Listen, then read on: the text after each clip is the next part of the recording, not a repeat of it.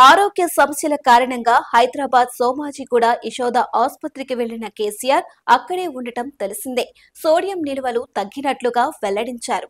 అంతకు మించిన వివరాల్ని వెల్లడించలేదు. Farm house లో ఉంటున్న కేసీఆర్ ఆరోగ్య సమస్యల కారణంగా నందినగర్లోని తన సొంతింట్లో ఉంటున్నారు. మరోసారి ఆయన ఆసుపత్రికి వెళ్లారు. అది కూడా వైద్య పరీక్షల కోసం.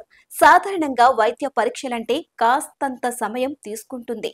అది సాదాసీదా జనాలకు కానీ కేసీఆర్ లాంటి పెద్ద మనిషి పరీక్షల కోసం ప్రైవేట్ ఆసుపత్రికి వెళుతున్నప్పుడు సంబంధిత వైద్యులు, టెక్నీషియన్లు అందరూ అందుబాటులో ఉండటమే కాదు, యుద్ధ ప్రాతిపదికన అన్నట్లుగా పరీక్షలు జరుపుతారనటంలో ఎలాంటి సందేహం లేదు.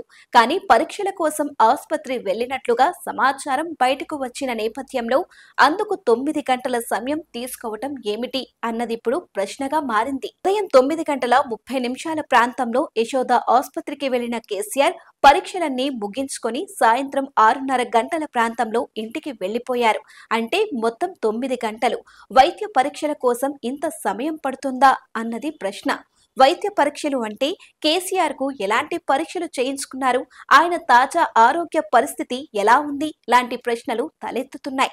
ఇటీవలి కాలంలో ఆయనకు ఆరోగ్య సమస్యలు ఎక్కువైనట్లుగా కొందరు చెబుతున్న మాటల్లో నిజమెంత అన్నది మరో ప్రశ్న.